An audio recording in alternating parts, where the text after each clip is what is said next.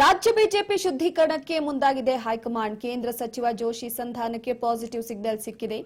ಜೋಶಿ ಹಗಲಿಗೆ ಸದ್ಯದ ಮಟ್ಟಿಗೆ ಜೋಶಿ ಹೆಗಲಿಗೆ ಕರ್ನಾಟಕ ಬಿಜೆಪಿ ಸಂಧಾನದ ಜವಾಬ್ದಾರಿಯನ್ನ ಕೊಟ್ಟಿರುವಂತದ್ದು ಪ್ರಮುಖವಾಗಿ ಗಮನಿಸ್ತಾ ಇರಬಹುದು. ನೀವೀಗಾಗಲೇ ಒಂದು ಬಿಜೆಪಿ ಪಕ್ಷದಲ್ಲಿ ಈಗ ಕೆಲವೊಂದಿಷ್ಟು ಅಂದ್ರೆ ಜೋಶಿಯವರ ಹೆಗಲಿಗೆ ಜವಾಬ್ದಾರಿಯನ್ನ ಕೊಡುವ ಮುಖಾಂತರವಾಗಿ ಸಂಧಾನದ ಜವಾಬ್ದಾರಿಯನ್ನ ಕೊಡುವ ಮುಖಾಂತರವಾಗಿ ಎಲ್ಲ ಒಂದು ಕಡೆ ಮತ್ತಷ್ಟು ವಿಚಾರಗಳಿಗೆ ಅಂದ್ರೆ ಅತಿ ದೊಡ್ಡ ಜವಾಬ್ದಾರಿಯನ್ನ ಸಮರ್ಥವಾಗಿ ನಿಭಾಯಿಸುವಂತಹ ವಿಚಾರವಾಗಿ ನೀಡಲಾಗಿದೆ. ಸೊ ಈ ಹಿನ್ನೆಲೆಯಲ್ಲಿ ಬಿಜೆಪಿ ಬಡಬಡಿದಾಟಕ್ಕೆ ಬ್ರೇಕ್ ಹಾಕಿದ್ದಾರೆ ಪ್ರಹ್ಲಾದ್ ಜೋಶಿ ಅವರು. ರಾಜ್ಯ ಬಿಜೆಪಿ ಶುದ್ಧೀಕರಣಕ್ಕೆ ಈಗ ಹೈಕಮಾಂಡ್ ಮುಂದಾಗಿದ್ದು ಕೆಲವೊಂದಿಷ್ಟು ವಿಚಾರದ ಜವಾಬ್ದಾರಿಯನ್ನ ಕೇಂದ್ರ ಸಚಿವರಾದಂತಹ ಜೋಶಿ ಅವರಿಗೆ ನೀಡಿದ್ದಾರೆ. ಪಕ್ಷ ಸಂಘಟನೆ, ಪಕ್ಷದಲ್ಲಿ ಆಗ್ತಾ ಇರುವಂತಹ ಕೆಲವೊಂದಿಷ್ಟು ಒಡಕುಗಳು, ಅದರ ಜೊತೆಗೆ ಯಾರನ್ನ ಗಪ್ಚುಪ್ ಮಾಡಬೇಕು ಅನ್ನುವ ವಿಚಾರಕ್ಕೆ ಸಂಬಂಧಪಟ್ಟಂತೆ ಈಗ ಜೋಶಿಯವರ ಹೆಗಲಿಗೆ ಈ ಒಂದು ಜವಾಬ್ದಾರಿಯನ್ನು ವಹಿಸಲಾಗಿದೆ. ಹಾಗಾಗಿ ಜೋಶಿ ಹೆಗಲಿಗೆ ಕರ್ನಾಟಕ ಬಿಜೆಪಿ ಸಂಧಾನದ ಜವಾಬ್ದಾರಿ ಇರುವಂತಹ ಹಿನ್ನೆಲೆಯಲ್ಲಿ ಈ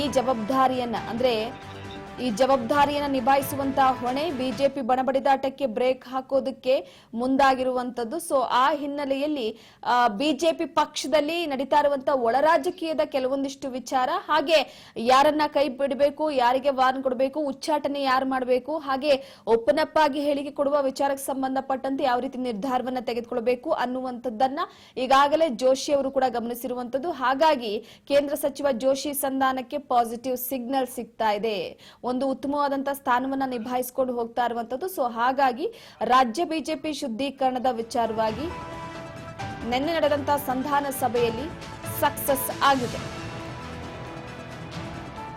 ರೇಣುಕಾಚಾರ್ಯ ಸಿದ್ದೇಶ್ವರ್ ಜೊತೆ ನಡೆಸಿದಂತಹ ಸಂಧಾನ ಸಭೆ ಯಶಸ್ವಿಯಾಗಿದೆ. ಮಾಜಿ ಶಾಸಕ ರೇಣುಕಾಚಾರ್ಯಗೆ ಹಿಗ್ಗಾಮುಗ್ಗಾ ಕ್ಲಾಸ್ ತೆಗೆದುಕೊಂಡಿದ್ದಾರೆ. ವಿಜೇಂದ್ರ ಮುಂದೆಯೇ ರೇಣುಕಾಚಾರ್ಯಗೆ ಜೋಶಿ ಕ್ಲಾಸ್ ತೆಗೆದುಕೊಂಡಿರುವಂತದ್ದು. ರೇಣುಕಾಚಾರ್ಯಗೆ ಉಚ್ಚಾಟನೆಯ ವಾರ್ನಿಂಗ್ ಅನ್ನು ನೀಡಿದ್ದಾರೆ ಜೋಶಿ.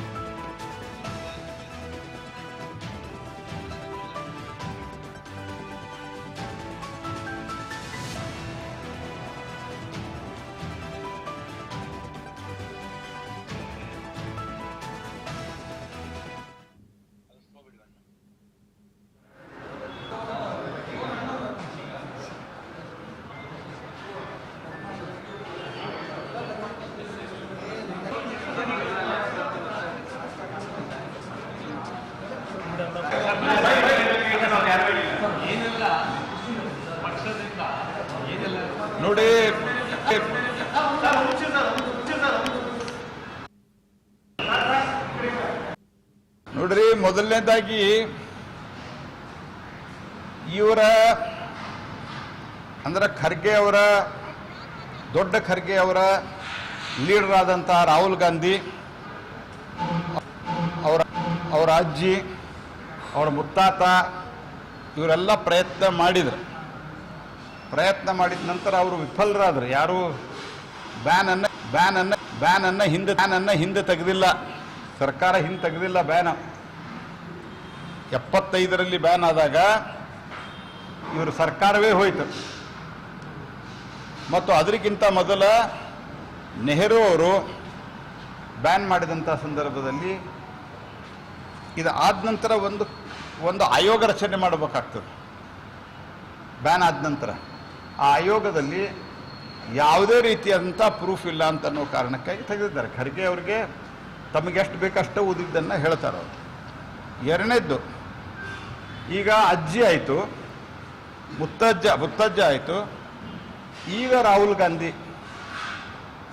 ಇವರು ಯಾರೂ ಏನೂ ಮಾಡೋಕ್ಕಾಗಲ್ಲ, ನಮ್ಮನ್ನೆಲ್ಲ ಬಂಧಿಸ್ಬಿದ್ರು, ಎಲ್ಲ ಮಾಡಿದ್ರು, ಎಲ್ಲವೂ ಆಗಿದೆ.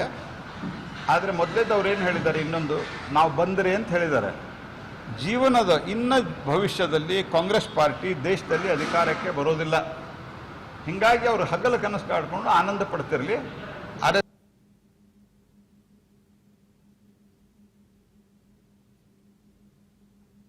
ನೋಡಿ, ಕೇಂದ್ರದ ಸಚಿವರಾದ ಪ್ರಹ್ಲಾದ್ ಜೋಶಿ ಅವರು, ಮಾಜಿ ಮುಖ್ಯಮಂತ್ರಿಗಳಾದ ಸದಾನಂದ ಗೌಡರು, ಹಿರಿಯರಂತ ಕಾರಜೋಳರು, ನಮ್ಮ ರಾಜ್ಯದ ಅಧ್ಯಕ್ಷರು ಮಧ್ಯದಲ್ಲಿ ಬಂದರು.